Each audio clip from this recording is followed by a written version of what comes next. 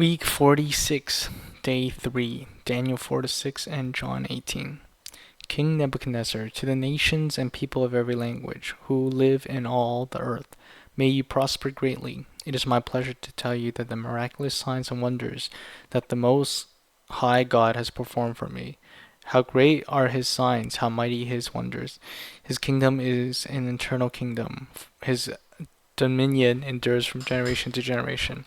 I, Nebuchadnezzar, was at home in my palace, contented and prosperous.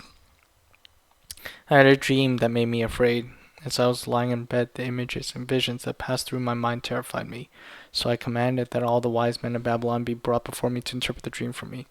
When the magicians, enchanters, astrologers, and diviners came to me, I told them the dream, but they cannot interpret it for me. Finally, Daniel came into my presence, and I told him the dream. He is called Belteshazzar, after the name of my God. The spirit of the holy gods is in him. I said, Belteshazzar, chief of the magicians, I know that the spirit of holy gods is in you, and no mystery is too difficult for you. Here's my dream, interpret it for me. These are the visions I saw while lying in bed. I looked, and there before me stood a tree in the middle of the land. Its height was enormous. The tree grew large and strong, and its top touched the sky. It was visible to the ends of the earth. Its leaves were beautiful, its fruit abundant, and on it was food for all. Under it the wild animals found shelter, and the birds lived in its branches. From it every creature was fed. In the visions I saw while lying in bed, I looked, and there before me was a holy one, a messenger, coming down from heaven. He called in a loud voice, Cut down the tree, and trim off its branches, strip off its leaves, and scatter its fruit. Let the animals flee from under it, and the birds from its branches. But let the stump and its roots, bound with iron and bronze, remain in the ground, in the grass of the field. Let him be drenched with the dew of heaven, let him live with the animals among the plants of the earth. Let his mind be changed from that of a man, and let him be given the mind of an animal, till 7 times pass by him. The decision is announced by messengers. The holy ones declare the verdict, so that the living may know that the Most High is sovereign over all kingdoms of earth, and gives them to anyone who he wishes, and sets over them the lowliest of people. This is the dream that I, King Nebuchadnezzar, had. Now, Belteshazzar, tell me what it means, for none of the wise men in my kingdom can interpret it for me, but you can, because the spirit of the holy gods is in you. Then Daniel, also called Belteshazzar, was greatly perplexed for a time, and his thoughts terrified him. So the king said, Belteshazzar, do not let the dream or its meaning alarm you. Belteshazzar answered, My lord, if only the dream applied to your enemies and its meaning to your adversaries. The tree you saw, which grew large and strong, with its top touching the sky, visible to the whole earth, with beautiful leaves and abundant fruit, providing food for all, giving shelter to wild animals, and having nesting places in its branches for birds. Your Majesty, you are that tree. You have become great and strong. Your greatness has grown until it reaches the sky, and your dominion extends to the distant parts of the earth. Your Majesty saw a holy one, a messenger, coming down from heaven, saying, Cut down the tree and destroy it, but leave the stump bound with iron and bronze. In the grass on the field, where its roots remain in the ground, let him be drenched with dew of heaven. Let him live with wild animals until 7 times pass by him for him. This is the interpretation, your Majesty, and this is the decree the Most High has issued against my lord the king. You will be driven away from people and will live with the wild animals. You will eat grass like the ox and be drenched with dew of heaven. 7 times will pass by for you until you acknowledge that the Most High is sovereign over all kingdoms of earth and gives them to anyone he wishes. The command to leave the stump of the tree with its roots means that your kingdom will be restored to you when you acknowledge that heaven rules. Therefore, your Majesty, be pleased to accept my advice. Renounce your sins by doing what is right, and your wickedness by being kind to the oppressed. It may be that then your prosperity will continue. This all happened to King Nebuchadnezzar. 12 months later, as the king was walking on the roof of a royal palace in Babylon, he said, Is not this the great Babylon I have built as the royal residence by my mighty power and for the glory of my majesty? Even as the words were on his lips, a voice came from heaven. This is what is decreed for you, King Nebuchadnezzar. Your royal authority has been taken from you. You'll be driven away from people and will live with the wild animals.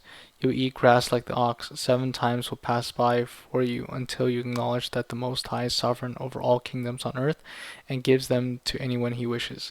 Immediately what had been said about Nebuchadnezzar was fulfilled. He was driven away from people and ate grass like the ox.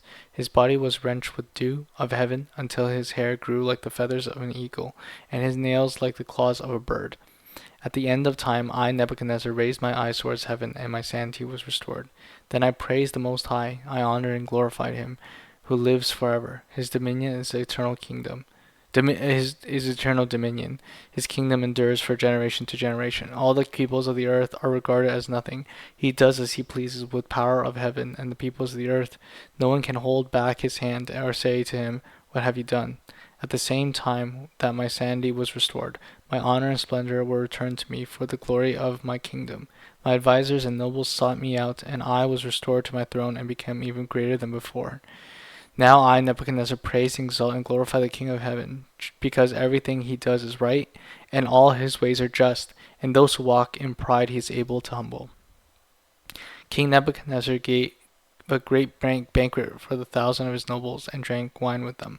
While Belteshazzar was drinking his wine, he gave orders to bring in the gold and silver goblets that Nebuchadnezzar his father had taken from the temple of Jerusalem, so the king and his nobles, his wives, and concubines may drink from them.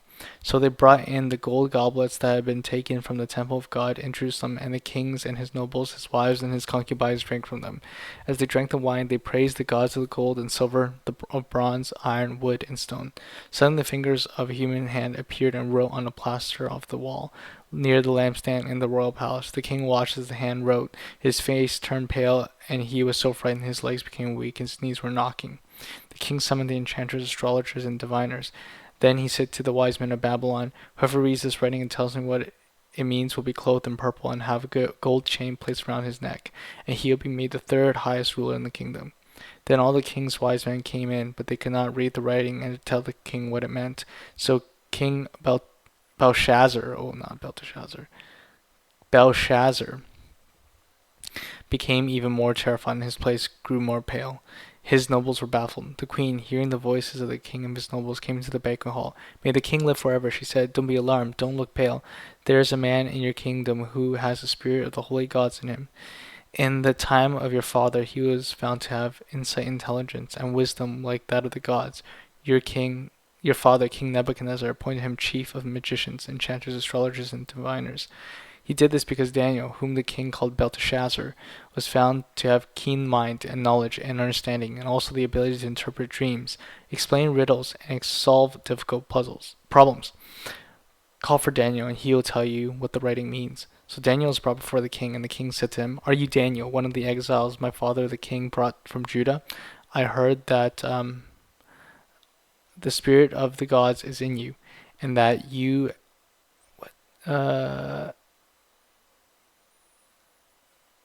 uh, and you have insight, intelligence, and outstanding wisdom. The wise men and the enchanters were brought before me to read the writing and tell me what it says, but they could not explain it. Now I have heard that you are able to give interpretations and to solve difficult problems. If you can read this writing and tell me what it means, you'll be clothed in purple and have a gold chain placed around your neck, and you'll be made the third highest ruler in the kingdom." Then Daniel said to the king, "You may keep your gifts for yourself and give your rewards to someone else. Nevertheless, I'll read the writing for the king and tell him what it means. Your Majesty, the Most High God gave your father Nebuchadnezzar sovereignty and greatness and glory and splendor. Because of the high position he gave him, all the nations and people of every language dreaded and feared him. Those the king wanted to put to death, he put to death. Those he wanted to spare, he spared. Those he wanted to promote, he promoted, and those he wanted to humble, he humbled. But with his heart became arrogant and hardened with pride, he was disposed of his royal throne and stripped of his glory. He was driven away from people and given the mind of an animal. He lived in with the wild donkeys and ate grass like the ox. And his body was drenched with dew of heaven until he acknowledged that the Most High God is sovereign over all kingdoms of earth and sets over them anyone he wishes. But you, Belteshazzar, his son, have not humbled yourself, though you knew all this. Instead, you have set yourself against the Lord of heaven.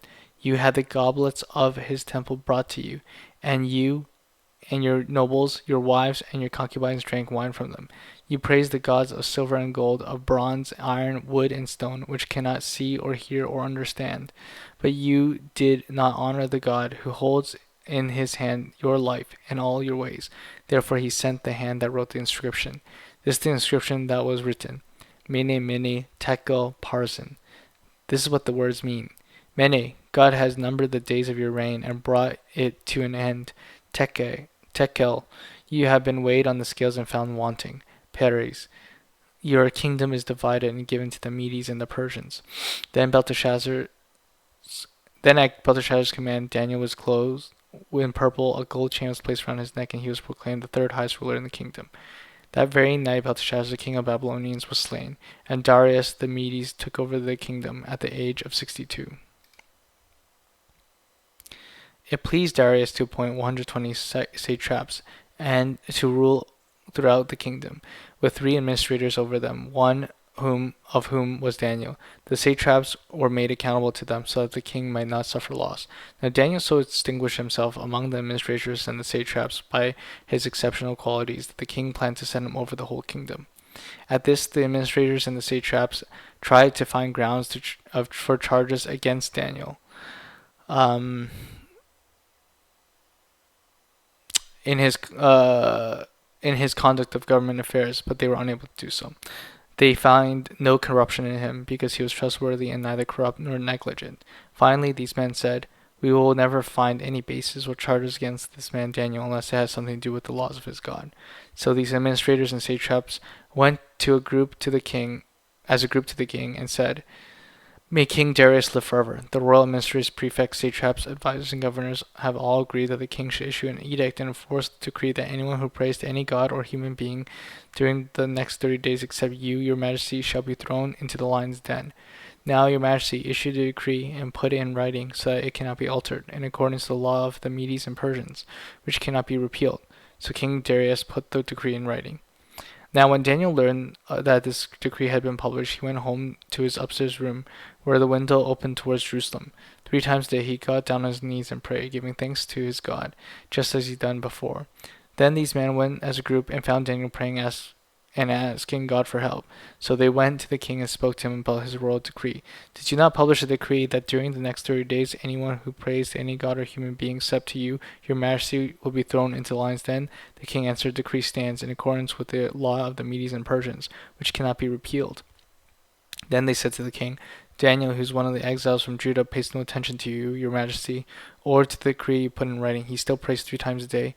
When the king heard this, he was greatly distressed. He was determined to rescue Daniel and make every effort until sundown to save him.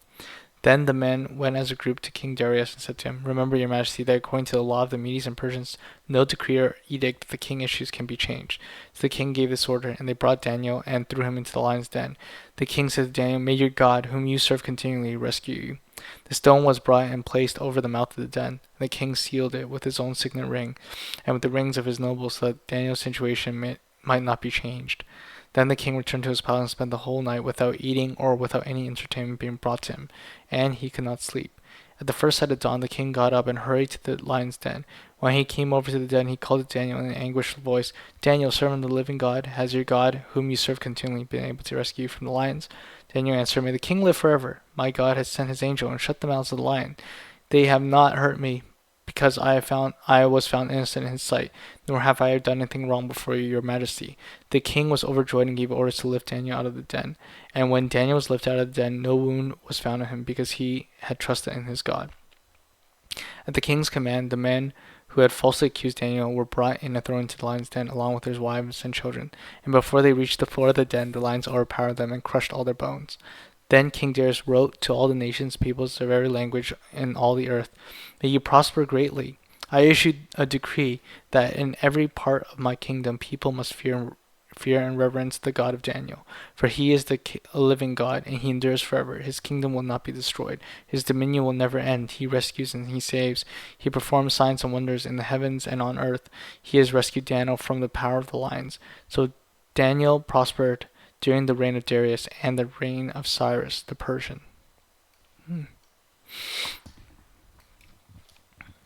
John 18. When he had finished praying, Jesus left with his disciples and crossed the Kidron Valley. On the other side there was a garden, and he and his disciples went into it. Now Judas, who betrayed him, knew the place, because Jesus had often met there with his disciples. So Judas came into the garden What the? So Judas came to the garden, guiding a detachment of soldiers and some officials from the chief priests and the Pharisees. They were carrying torches, lanterns, and weapons. Jesus, knowing all that was about to happen to him, went out and asked them, "Who is it you want?" "Jesus of Nazareth," they replied. "I am he said, and Judas, the traitor, was standing there with him. When Jesus said, "I am he," they drew back and fell to the ground. Again he asked, "Who is it you want?" "Jesus of Nazareth," they said. Jesus answered, "I told you that I am he. If you are looking for me, then let these people go. This happened so that the words he has spoken will be fulfilled. I have not lost one of those you gave me." Then Simon Peter, who had a sword, drew it and struck the high priest's servant, cutting off his right ear. The servant's name was Malchus. Jesus commanded Peter, Put your sword away. Shall I drink the cup? How shall I not drink the cup the Father has given me?" Then the detachment of soldiers with his commanders and the Jewish officials arrested Jesus. They bound him and brought him first to Annas, who was the father-in-law of Caiaphas, the high priest of that year. Caiaphas was the one who had advised the Jewish leaders that it would be good if one man died for the people. Simon Peter and the other disciple were following Jesus. Because this disciple was known to the high priest, he went with Jesus into the high priest's courtyard, but Peter had to wait outside at the door. The other disciple was known to the high priest, came back, spoke to the servant girl on duty there, and brought Peter in. "You aren't one of the man's disciples too, are you?" She asked Peter. He replied, "I am not." It was cold, and the servants and the officials stood around the fire they kept they had made to keep warm. Peter was also standing there warming himself. Meanwhile, the high priest questioned Jesus about his disciple and his teaching. I have spoken openly to the world," Jesus replied. "I have always taught in the synagogues or at the temple, where all the Jews came together. I had said nothing in secret. Why question me? Ask those who heard me. Surely they'll know what I said." Then, when Jesus said this, one of the officials nearby slapped him in the face.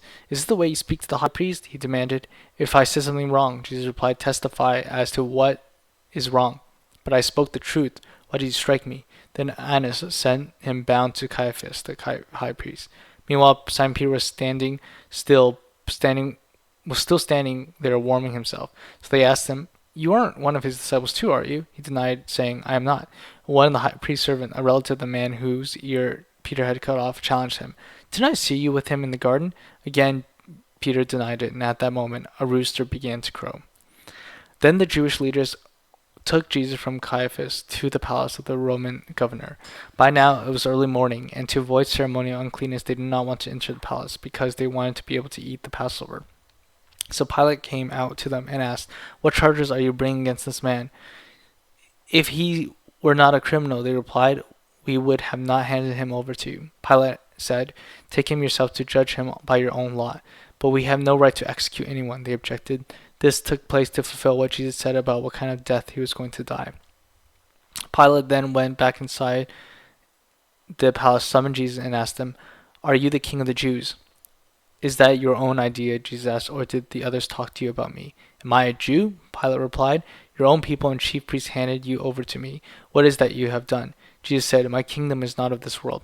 If it were, my servants would fight to prevent my arrest by the Jewish leaders. But now my kingdom is from another place." "You are a king then," said Pilate. Jesus answered, "You say I am a king. In fact, the reason I was born and came into this world is to testify to the truth. Everyone on the side of truth listens to me." "What is truth?" retorted Pilate. With this, he went out again to the Jews gathered there and said, "I find no basis for a charge against him. But it is your custom for me to release to you one prisoner at the time of the Passover. Do you want me to release the king of the Jews?" They shouted back, "No, not him. Give us Barabbas." Now Barabbas had taken part in an uprising.